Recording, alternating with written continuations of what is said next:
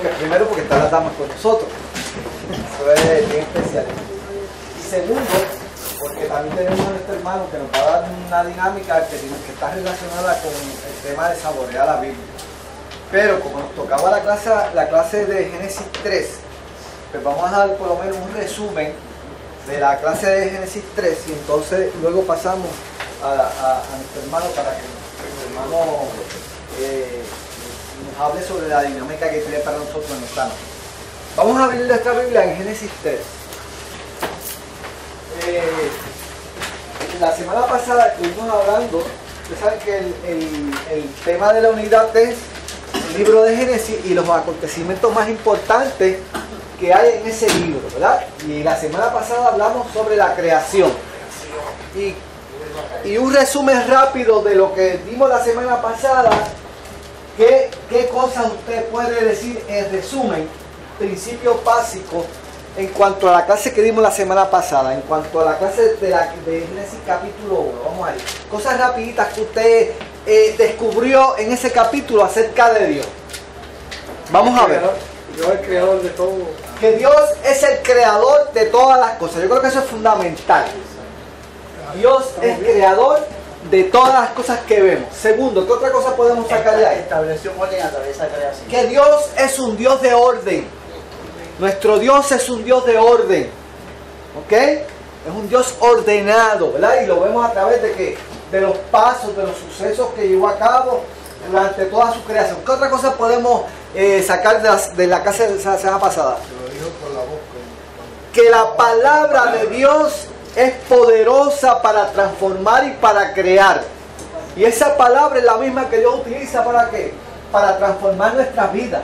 Por eso es que la palabra de Dios es tan importante. Y por eso es que esta noche le estamos dando énfasis a saborear la Biblia, porque sabemos que la palabra de Dios es lo único que puede cambiar al hombre.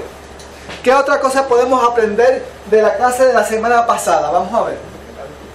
Todo lo creó por su voz, pero al hombre lo creó por su mano. Que lo más importante, la creación más importante de Dios es ¿quién?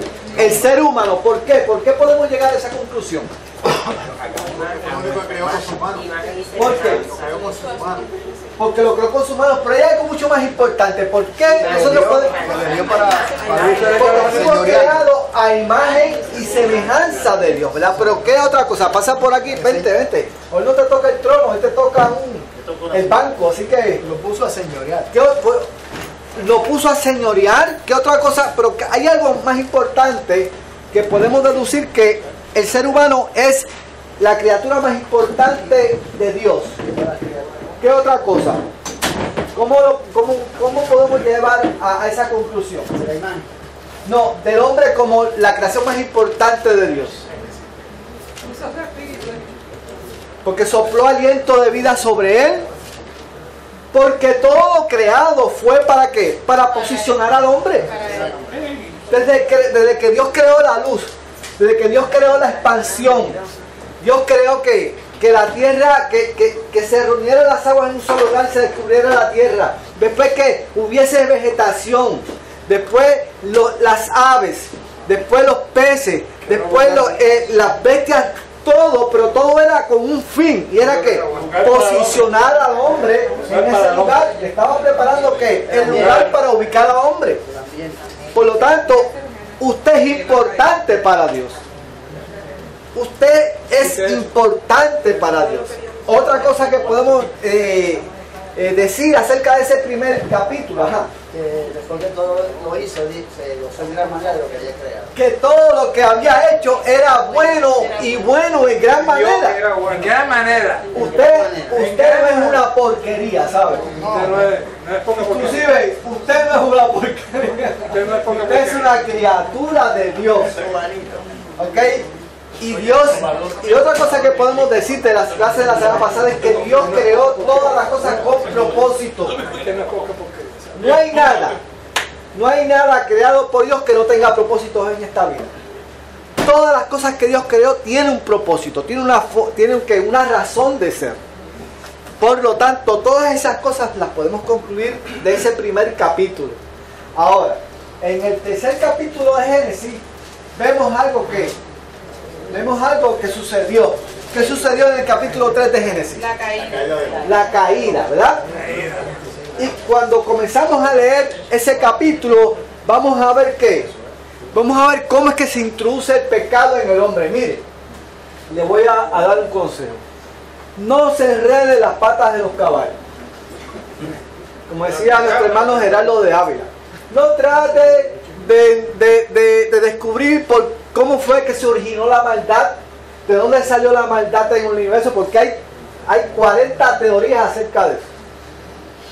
Lo que yo le aconsejo es que acepte la realidad. Hay pecado, hay maldad. Y hay maldad en nosotros. Y eso es una realidad que usted tiene que reconocer. ¿De dónde salió eso? Pues mire, pecado heredado, naturaleza pecaminosa, le heredamos por Adán. Yo no sé cómo, pero la Biblia da ese relato y lo tenemos que aceptar.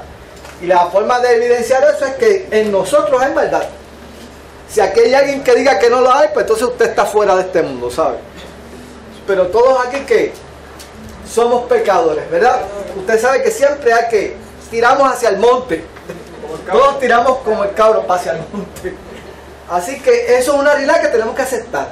Ahora, ¿cómo nosotros podemos estudiar eso en este capítulo 3 de Génesis? Léame los primeros 3 versículos. Alguien que me los lea, vamos a ver.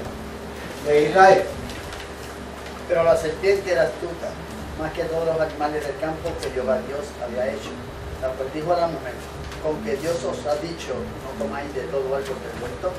Y la mujer le respondió a la serpiente: del fruto de los árboles del huerto podemos comer, pero del fruto del árbol que está en medio del huerto, dijo Dios, no comeréis de él, ni le tocaréis para que no muráis. Ok, ¿cuál fue el primer error de la mujer? Y él respondió. Que Se puso a hablar con el tentador. Ese fue el primer error. Se puso a entretener. ¿Ah? Usted no puede entretener al tentador. Usted tiene que huir del tentador. Y cuando usted comienza a establecer una conversación con el tentador, ¿qué va a suceder? Pues le está dando oportunidad. Le está dando oportunidad para que para escuchar cosas que el tentador ¿qué? Y él sabe las palabras que pueden penetrar su oído. Va a llegar al convencimiento. Por lo tanto, usted tiene que tener mucho cuidado. Usted No tiene le que dé cortar confianza. No le dé confianza. Usted tiene que cortar eso rápido. ¿Ok? Tiene que cortar eso rápido. Por lo tanto, el primer error fue que escuchar al tentador. Y por lo tanto, cuando lo primero que va a hacer el tentador es que, de acuerdo a lo que hemos leído, ¿cuál es la estrategia del enemigo? La mentira. La mentira. Lo primero que hace, trata de poner en duda ¿qué? El mandamiento de Dios. Lo primero que hace el enemigo es tratar de poner duda en ti acerca del mandamiento de Dios. Y tú tienes que estar seguro de que cuando Dios, por eso es que es tan importante tú entender que Dios es tu creador y que tú eres lo más importante para él. Y si Dios te da un mandamiento, ¿es para qué? Conveniencia. Es para tu conveniencia, es para tu bien. Por lo tanto, Dios crea al hombre a su imagen y semejanza. Y una de las cosas que le permite hacer al hombre es que tener una mente analítica dentro de las cosas, de las bendiciones que tiene el hombre, es que tiene una mente analítica, un razonamiento que le da el poder de ¿qué? De decidir, de tomar decisiones por su propia cuenta, porque Dios no creó marionetas. Dios no creó marionetas. Dios creó seres humanos con capacidad pensante. Y le da al hombre y a la mujer ¿qué? El poder decisional. Y le dice, de todos los árboles que están en el huerto puedes comer, pero de este árbol no podrás comer. O sea, en otras palabras, que hay una regla. Dios impone reglas. Y el hombre que decide obedecerla o no obedecerla. Por lo tanto, si tú las obedeces, te va a ir ¿qué? Te va a ir bien. Pero si tú las desobedeces, ¿qué pasa? Vas a tener unas consecuencias. Por lo tanto, lo primero que quiere el enemigo es que poner en duda que ese mandamiento, que tú dudes del mandamiento de Dios, que tú digas, ¿será esto verdad para mí? ¿Será esto bien para mí? Y cuando usted comienza a dudar del mandamiento de Dios, dice, ahí es que usted comienza a resbalar. Porque usted está poniendo en duda ¿qué? La intención de Dios para su vida. Dice el salmista que los mandamientos de Jehová que son rectos, que alegran el corazón. Que el testimonio de Jehová es fiel, que hace sabio al sencillo. Que la ley de Jehová es perfecta, que convierte el alma. ¿Ah? Y que los preceptos de Jehová que son puros, que alumbran los ojos. Y por ahí sigue el salmista, ¿verdad? Hablando sobre la palabra de Dios. Sobre la palabra de Dios. Por lo tanto, lo primero que va a tratar de hacer el enemigo es poner duda en ¿qué? En ti. Y lo segundo que va a hacer el enemigo, ¿qué va a hacer? Tratar de venderte una mentira con una media verdad. ¿Y qué le dice el enemigo? No es cierto de que no vas a morir, sino que van a abrirse tus ojos para que conozcas ¿qué? El bien y el mal. Creo que hasta ahí fue que tú llegaste, hasta ahí fue que tú leíste. Hay algo interesante que le dice que cuando coma de él moriría. Pero la mujer añade, dice que no le no moriréis, dice no moriréis. Pero que no, tampoco no le digo no va a tocar. No, él dice no vas a morir, al contrario, vas a ser como Dios. Vas a ser como Dios, ¿verdad? Porque vas a saber qué, vas a ser como Dios, que vas a saber el bien, vas a conocer el bien y el mal. Ahora, esa palabra conocer, ¿a qué se refería? ¿Qué es lo que le está ofreciendo realmente el enemigo a Eva? A distinguir. Ese conocer, ¿qué es? Distinguir el bien y el mal. ¿Tú crees? La malicia. Conocer la malicia. La palabra conocer en la Biblia es ¿qué? Es intimar. La palabra conocer se utiliza en la Biblia como intimar. Vas a experimentar. Lo que le estaba ofreciendo el enemigo a la mujer era que experimenta con el pecado. Prueba el pecado. Para que tú sepas lo que es el pecado. Y obviamente que al conocerlo, al experimentarlo, vas a saber las consecuencias del pecado en tu vida. Y obviamente todos sabemos cuáles son las consecuencias, ¿verdad? Hay unas consecuencias que... Hay una consecuencia lógica, que es que tan pronto tú entras en pecado, tú interrumpes la comunicación con Dios. Bueno, vamos a ver. ¿Cuáles fueron las consecuencias inmediatas de esa acción, de la desobediente? ¿Cuáles fueron las... Vamos rápido porque queremos darle el tiempo a nuestro hermano. Pero a nuestro hermano Antonio, pero ¿cuáles fueron las consecuencias inmediatas del pecado? Están ahí, vamos a ver. Lean. Ella se dio. Ok, pero vamos a ver cuáles son las consecuencias. Está en el versículo, creo que en el 4 en adelante. ¿Quién lo tiene? Aparte de Israel. ¿Quién lo puede leer? Entonces la serpiente dijo a la mujer, no moriréis. Ajá, la mentira, ¿verdad? Exacto, no vas a morir nada. Ok, Cómete lo que te dé la gana, porque el enemigo es padre de toda mentira. Ok, te va a ofrecer muchas cosas, pero la larga que son mentiras todas. Sigue.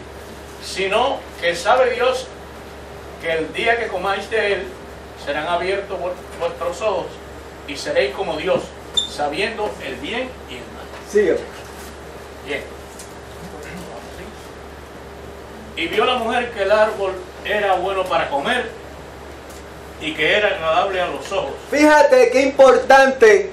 ¿Cómo es que comienza el pecado? Por el ojo. Dudando y después por el ojo, ¿verdad? Y vio, ¿verdad? Fíjate cómo es la estrategia. ¿Cómo es que va esto? Primero ve, segundo, ¿qué sucede después? Y árbol codiciable para alcanzar sabiduría, y tomó de su fruto y comió. Y lo tomó. Lo vio, lo tomó, se acercó, lo cogió y después quiso que se lo comió. Fíjate cómo va en aumento, ¿verdad? El proceso, ¿verdad? Y dio también a su marido. Y no solamente comió ella, sino también que le ofreció a su marido. Ahí fue, el cual comió así como ella. Ok, sí, ahora vamos a ver las consecuencias del pecado. ¿Cuáles son? Inmediato, lee. Entonces fueron abiertos los ojos de ambos y conocieron que estaban desnudos. Entonces cosieron hojas de higuera y se hicieron delantal. ¿Cuál fue la primera consecuencia inmediata del pecado? La desnudez. Le dio que se le abrieron los ojos. La malicia. Ahora tienes ojos para ver que ya estás experimentando el pecado, ya tú sabes lo que es pecado. Y obviamente la consecuencia de saber lo que es pecado es que te va a contrarrestar a ti. Y vas a saber cuál es tu condición pecaminosa. va a haber culpabilidad, ¿verdad? Por lo tanto, se sienten ¿qué? Avergonzados. Inmediatamente te vas a sentir avergonzado. Hiciste lo que no debiste haber hecho. Y ahora viene un sentido de culpabilidad a tu vida. De indignidad. Porque eso es lo que hace el pecado. Te hace indigno, ¿eh? Te hace culpable. ¿Ok? Y obviamente, ¿cuál es la primera reacción entonces? Aparte de esa. ¿Tratar de qué? Tratar de remediar lo irremediable. Tratar de remediar lo irremediable ¿con qué? Con esfuerzos humanos. Cuando yo trato de remediar algo irremediable con esfuerzos humanos, ¿qué hago? Pues me trato de tapar con hojas de higuera. Y ese es el esfuerzo religioso del ser humano ¿para qué? Para tratar de qué? De agradar a los hombres y a Dios. Esconderse. Y la segunda consecuencia es que esconderse, huir de la presencia de Dios. Que ese es otro problema, porque tú estás intentando huir de la presencia de Dios. ¿Podemos huir de la presencia de Dios?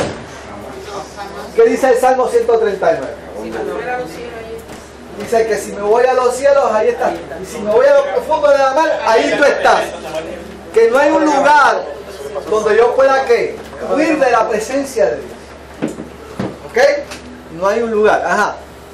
Yo creo que la primera consecuencia de todo eso fue sembrar la desconfianza en Dios, porque cuando le dice, lo que pasa es que Dios no quiere que ustedes coman porque ustedes van a ser más inteligentes que Él. Como quien dice, como vas a ser igual a Dios. Va a ser igual a Dios y Dios no quiere competencia. Lo que está insinuando es que Dios te está limitando. Dios te está limitando a tener acceso a unas ventajas superiores. Y fíjate el problema de eso. El tratar de no conformarte a como tú eres. El inconformismo trae eso. Entonces está sembrando la desconfianza en Dios. Tanto cuando como atribuyéndole maldad a Dios. El diablo le está atribuyendo maldad. te trata de inculcar, fíjate, te trata de inculcar insatisfacción.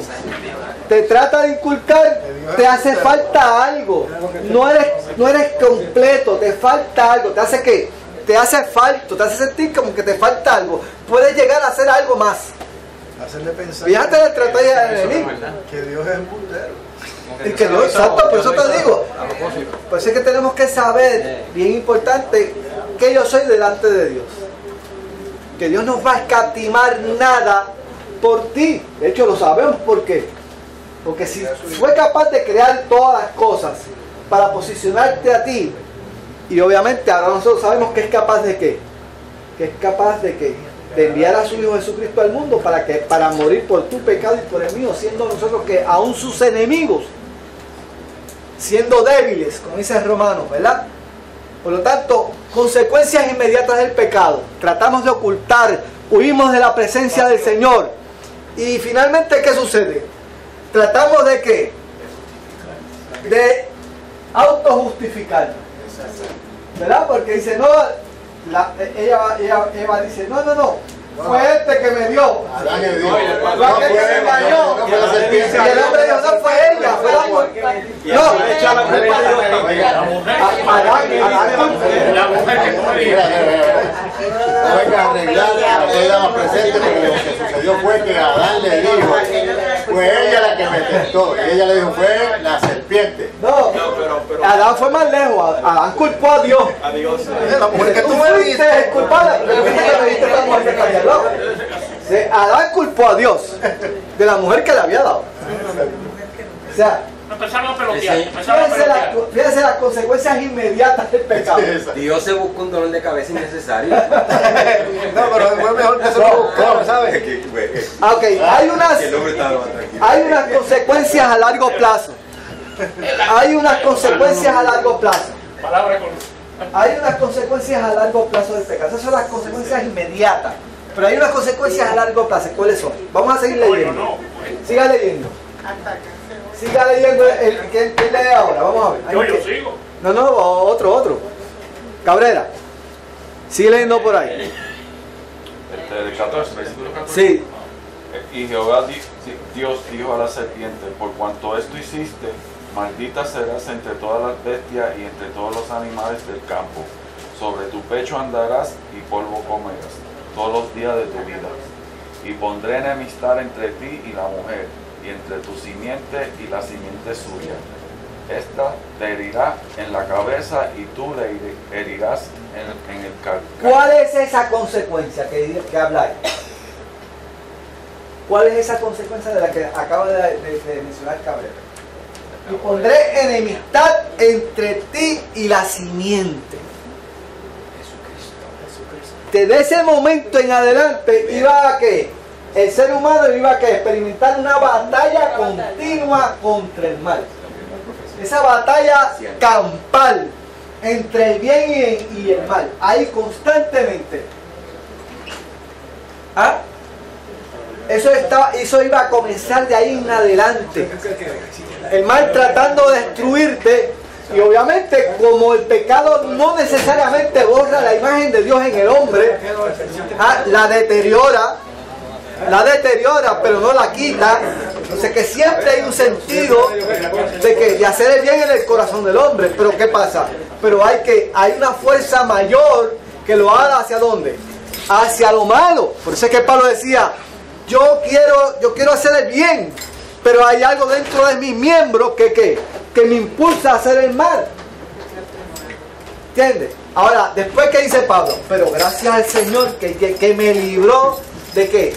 Del pecado y de la muerte, ¿verdad? Por eso es que dice Juan 12:1, dice, ahora pues ninguna condenación hay para los que están en Cristo Jesús, ¿verdad? Porque nos ha librado del pecado, de la muerte, ¿verdad? De la ley del pecado y de la muerte. Que ya el pecado ya no puede dominar en nosotros. Pero cuando estamos ¿qué? Cuando estamos a merced del pecado, el pecado domina sobre nosotros y nos impulsa, ¿verdad? Y nos impulsa a hacer el mal. Pablo dice, estamos muertos al pecado.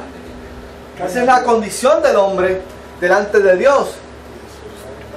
Espiritualmente estamos muertos al pecado. Yo tengo unos cuantos versículos aquí que yo quiero leerlos rapidito porque quiero darle la parte de nuestro hermano Antonio, pero yo quiero que ustedes sepan realmente cuál es la condición del pecado en el hombre cuando estamos en pecado. Y si usted busca Efesios capítulo 2 versículos 2 y 3, alguien que me busque Efesios 2 y 3. Otro que me busque 1 Corintios 2:14. Quiero que otro que me consiga, nuestra hermana aquí, me va a conseguir Gálatas 5:16 al 21. Otro me va a leer a mí Isaías 1:6. Otro me va a conseguir a mí Romanos 3:10 al 18, nuestra hermana. Romanos 3:10 al 18. Y otro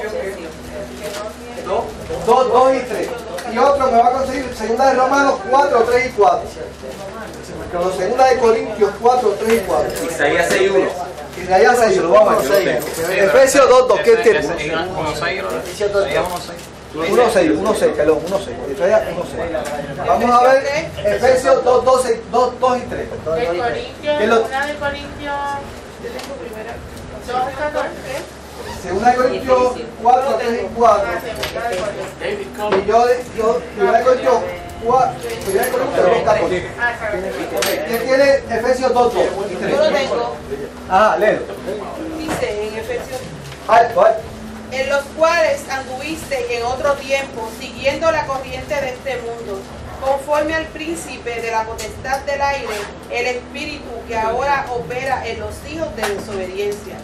Opera en los hijos de... ¿Somos qué? Merced del príncipe de la potestad del aire. O sea que hay alguien que más poderoso que nosotros que nos inclina a hacer el mal. Estamos hablando del hombre que está en pecado, ¿verdad? En pecado. Vamos a ver 1 Corintios 2:14. ¿Quién lo tiene?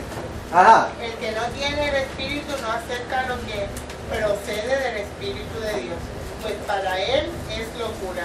No puede entenderlo porque hay que discernirlo espiritualmente. Ok, no puede discernir. En otra versión dice que el hombre natural no puede discernir las cosas espirituales. O sea, En muerte espiritual quiere decir que usted no puede discernir, no tiene comunión con Dios, ¿verdad? No tiene comunión con Dios. Vamos a Gálatas 5, 16 al 21. ¿Quién tiene ese? Ajá. Digo pues, andad en el espíritu, no satisfagáis los deseos de la carne, porque el deseo de la carne es contra el espíritu y el del espíritu es contra la carne. Fíjate la batalla de que ahí es que está la batalla, ¿viste? Sí. Y estos se oponen entre sí, para que no hagáis lo que queríais. Pero si sois guiados por el espíritu, no estáis bajo la ley.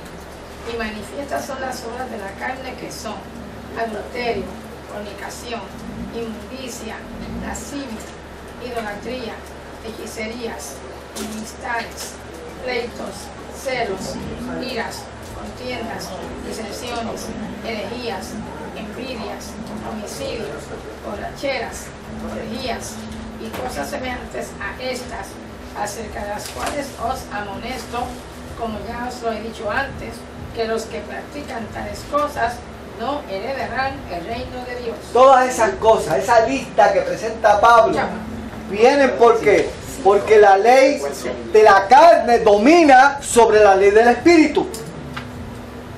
¿Cuál es la única forma en que la ley del espíritu puede dominar sobre la ley de la carne? ¿Cuál es el único remedio? ¿Cómo se puede conseguir eso? A través de Cristo. Cuando dejamos que Cristo venga a tu corazón, te lave con su sangre preciosa y deposite sobre ti que el Espíritu de Dios. Y entonces desde ese mismo momento comienza a dominar el Espíritu, porque tú le diste entrada al Espíritu a tu vida. Y ahí ese Espíritu comienza a que primero te perdona, te hace un hijo de Dios, y luego comienza que la transformación que tú necesitas en tu vida, ¿verdad? Vamos a buscar Isaías 1:6, ¿qué dice? Desde la planta del pie hasta la cabeza no hay en él cosa sana, sino herida, hinchazón y podrida llaga. Uy. No están curadas, ni vendadas, ni suavizadas con No aceite. están curadas, ni vendadas, ni suavizadas con aceite, imagínense. Podrida llaga. Pero ¿qué dice Isaías 53? Que por su llaga fuimos nosotros curados. Nosotros teníamos una podrida llaga. No estaba suavizada ni vendada con aceite, pero Cristo nos sustituyó en la cruz, ¿ah? Y por esa llaga fuimos nosotros curados, fuimos sanados, ¿verdad? Por la llaga de Jesucristo. Vamos a buscar Romanos 3, 10 y 18. Romanos 3, 10 y 18, ¿qué dice? Así está escrito: no hay un solo justo, ni siquiera uno. No hay nadie que entienda, nadie que busque a Dios. Todos se han descarriado, a una se han corrompido. No hay nadie que haga lo bueno. No hay uno solo. Sí, hasta el 18.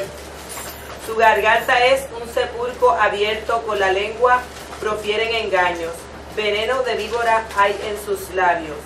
Llena está su boca de maldiciones y de amargura. Veloces son sus pies para ir a derramar sangre. Dejan ruina y miseria en sus caminos, y no conocen la senda de la paz. No hay temor de Dios delante de sus ojos. Ok, y Pablo más adelante en el versículo 23 dice: por cuanto todos pecaron, están todos destituidos de la gloria de Dios. Y dice 2 de Corintios 4, 3 y 4. ¿Quién lo tienen por ahí? ¿Quién fue? Ajá, mi hermana. 2 de Corintios 4, 3 y 4. ¿Qué dice? 4, 3 y 4. Pero si vuestro evangelio está aún encubierto, entre los que se pierden está encubierto. Sí, y el 4 también.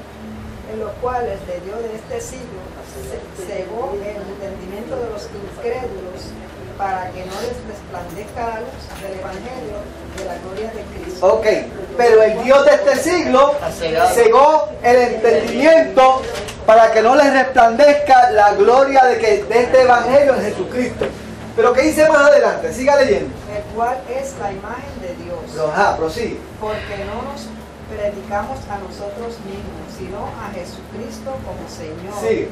Y a nosotros como vuestros siervos por amor de Jesús. Ajá, sí. Porque Dios mandó que de las tinieblas resplandeciese la luz, y que porque resplandeció en nuestros corazones para iluminación del conocimiento de la gloria de Dios en la faz de él. Ok, ese versículo es bien importante. Ok, en Génesis capítulo 1, ¿y qué dijo? ¿Cuál fue lo primero que Dios dijo? Sea la luz, y fue la luz, y dividió ¿qué? Separó las tinieblas de la luz. ¿Qué dice ese versículo? Ese último versículo que usted leyó ahora mismo. Desde que el enemigo ¿qué? Ciega el entendimiento de ¿qué? Del ser humano para que no le resplandezca la gloria de Dios. Pero ¿qué dice más? ¿Qué dice ese último versículo? Porque Dios que mandó que de las tinieblas resplandeciese la luz y que Él resplandeció en nuestros corazones.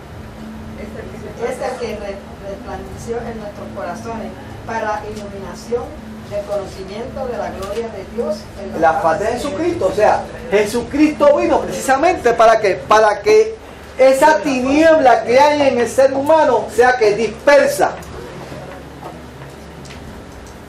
Por lo tanto, esa condición pecaminosa del hombre que heredamos de Adán, podemos que contrarrestarla mediante el sacrificio de Cristo de la cruz del Calvario. Y eso básicamente es como si fuera un resumen del capítulo 3 de Génesis. Lo queríamos trabajar rapidito, ¿verdad? Porque queremos darle espacio a nuestro hermano Antón Yori, porque él tiene una dinámica que tiene que ver con el tema Saborea la Biblia, y nos vamos a gozar en esa dinámica, ¿verdad que sí? Claro que sí. Pues eche para adelante, venga para acá. Hay algo. Ok, bien importante de parte de Israel. Fíjense, en ese relato de Génesis 3 vemos la misericordia de Dios. Vemos la misericordia de Dios. ¿En qué punto vemos la misericordia de Dios en ese relato? La descendencia. Fíjate que allá aparece inmediatamente el hombre cae, inmediatamente aparece que la primera promesa de redención. Tú le dirás en la cabeza, ella te dirá que en la cabeza y tú le dirás en el calcañar.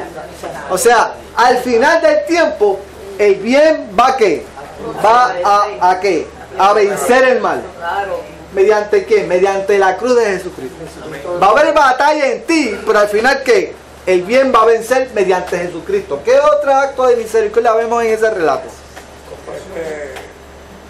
¿Qué otro acto de misericordia vemos en ese relato? Que la descendencia de Adán y Eva nacería Cristo. Ok. ¿Qué otro acto de misericordia hay en ese relato? En el capítulo 3 de Génesis. Fíjese que es Dios el que busca al hombre. Dios dice que se estaba paseando en el huerto. ¿Sabía Dios que el hombre había pecado o no había pecado? ¿Verdad que lo sabía? Mas sin embargo, Él seguía paseándose en el huerto. No se le había escondido al hombre. Estaba ahí presto. ¿Qué otro acto de misericordia vemos ahí? Vemos que Dios buscó al hombre, ¿verdad? Y le pregunta. Y lo vistió. Y le pregunta. O sea, en otras palabras, le da la oportunidad de ¿qué? De confesar su pecado. Lo interroga y le dice, ¿qué hiciste? O sea, le da que la oportunidad de ¿qué? De expresar su pecado. O sea, eso es un acto de misericordia. Te da oportunidad de decirle lo que hiciste, ¿verdad? ¿Qué otro acto de misericordia vemos ahí en ese relato? Dice que los vistió. Le quitó las porquerías de hojas de higuera que se habían inventado. ¿Y qué hizo? Y los cubrió ¿con qué? Con piel de animal. Y para cubrirlos con piel de animal, ¿qué tuvo que haber hecho? Tuvo que matar, tuvo que sacrificar. Para cubrir al hombre. Hay otro acto de misericordia también que vemos en ese relato. Y es que Dios le dio una conciencia al hombre para que lo culpara cuando hiciera algo en contra de su voluntad. Esa conciencia que tú tienes, aunque no hayas conocido a Dios, hay una conciencia. Dios te equipó con una conciencia para que es como un sistema de alarma para decirte, esto lo hiciste mal. Eso no es otra cosa. También. Le permite regresar al huerto también. sé que eso también es un acto de misericordia porque le permitió volver a estar allí donde él le había dado la oportunidad. Y lo pone a trabajar. Para mí el trabajo es una bendición. ¿Usted se imagina el ser humano ocioso? Ese ríe, ¿sabe? Porque está retirado.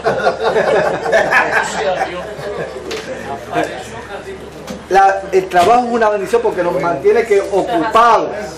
Nos mantiene ocupados. Y aquellos que están desempleados saben la bendición que es tener un trabajo.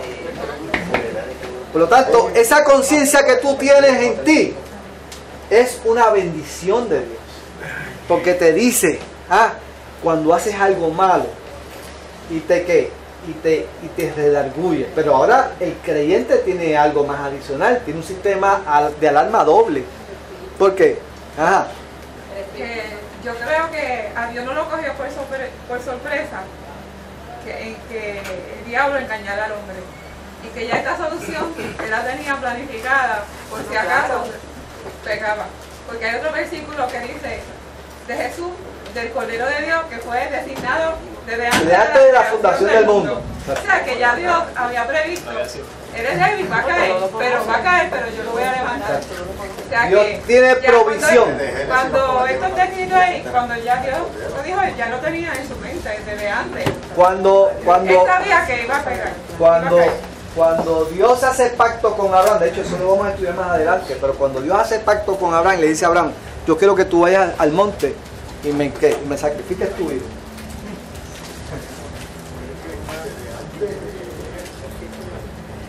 Ya Dios promete que viene Exacto.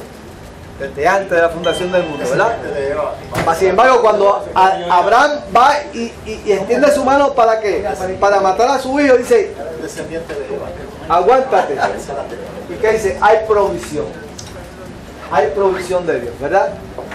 En Dios hay provisión.